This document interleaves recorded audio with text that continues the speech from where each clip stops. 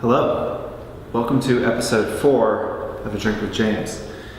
Today is National Cognac Day, so I hear, and that means that I'm going to be able to escape this conference room. Remy Martin is sending a sidecar over. I'm going to get into a sidecar. They're going to take me to some undisclosed location where they're going to have a bottle of cognac for me. I'm going to drink that, and I'm going to answer your questions. Let's go.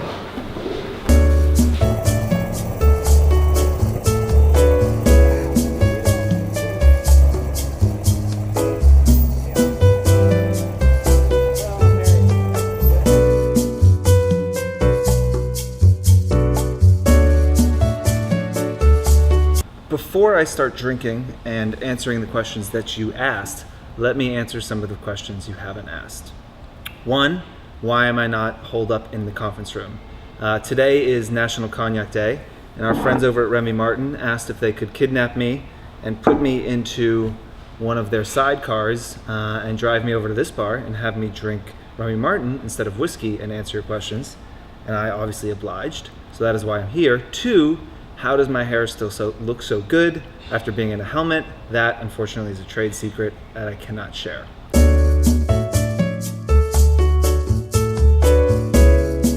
Okay, Kara, so what can you do to jumpstart your Instagram growth if you hit a plateau? Now,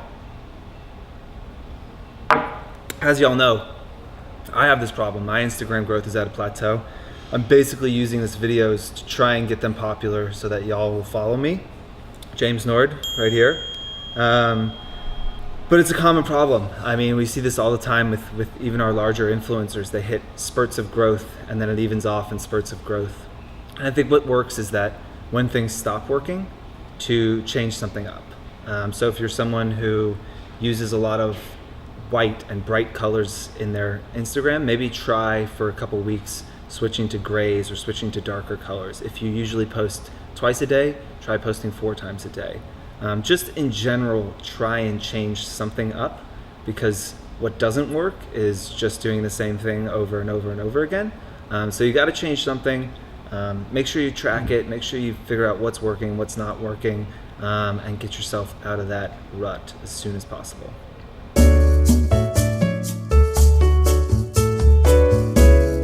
I mean, there's been a lot of articles recently about like the influencer bubble is bursting and this is all a sham and like this isn't going to work. But like, honestly, they've been writing those articles. They've been writing those articles for years. You know, I don't know what the author was who said, you know, the reports of my death have been grossly exaggerated, or if it was an author at all, but that's just a quote. But it's the same thing for influencers. Like, they've been saying that influencers are going to die for years and years and years. I wouldn't really listen to that so much. I don't think that there's a bubble. I think that certainly we're in a growth period, and that's really exciting. And alongside of growth periods comes people who try and knock you down and try to basically take what we're trying to do here and what y'all are trying to do and shit all over it. So that it doesn't seem legitimate, but I would not listen to that.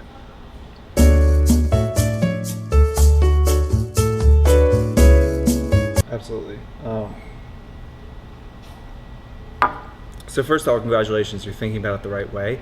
If you're trying to benchmark your performance and improve and understand where you fit in the kind of larger sphere of this world, you're already so far beyond what a lot of people are thinking. So kudos to you on that one. There are benchmarks for platforms. Those benchmarks dependent on your following. The one people are probably most interested in is Instagram, which is 2.9%. The way we look at that is total followers, and then you look at engagement is likes plus comments. So the average for the entire platform of 10,000 influencers is 2.9%. You can find your engagement rate on your 4Card profile under your Instagram stats. And I believe it shows you what the platform averages across all the platforms. So you can we are trying to benchmark that more, and you can continue to check your 4Card and you can see where your engagement rate is going. But as I was talking about before with experimenting, if you've hit a plateau with growth of your followers, sometimes you also hit a engagement plateau. And I would encourage the same thing. Experiment, try new things, watch your engagement rate. Again, post 4 times instead of 2 times, or 8 times instead of 4 times a day. see what happens to your engagement rate. Post different types of photos, post more photos yourself, whatever it is. Try something new, watch your engagement rate, and do more of that. An easy hack as well is just look at the last 3 months of content, take your 10 most engaged photos, print them out, put them on the wall, and just take a look at it and see if you can find any common thread. And if you can find that thread, start posting more and more about those. But there's a lot of smart ways to just keep your engagement going up, but the biggest thing is to be watching it.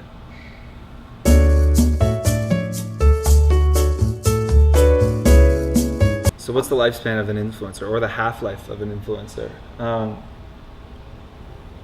I think it depends.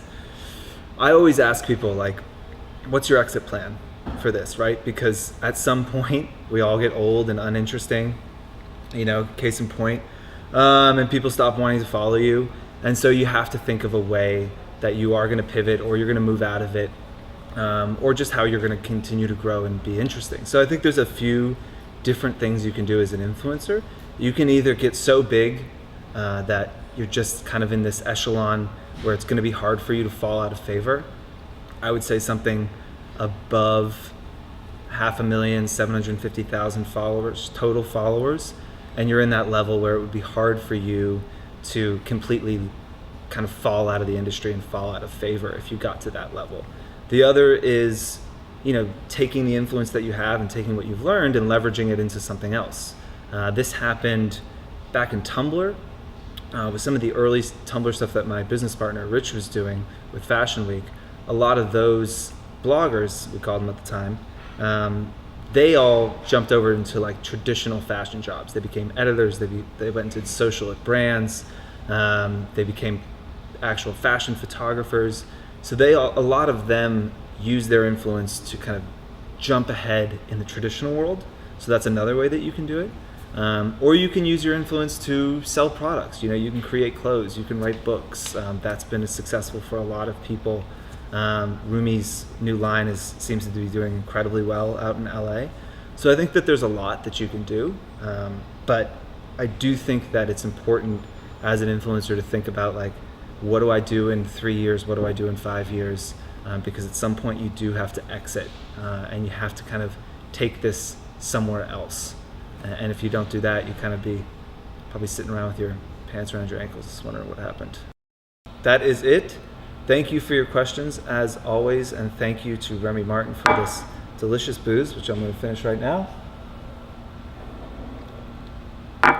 As always, hashtag A Drink with James on Facebook, Instagram, Twitter. I'll keep drinking if you keep asking questions.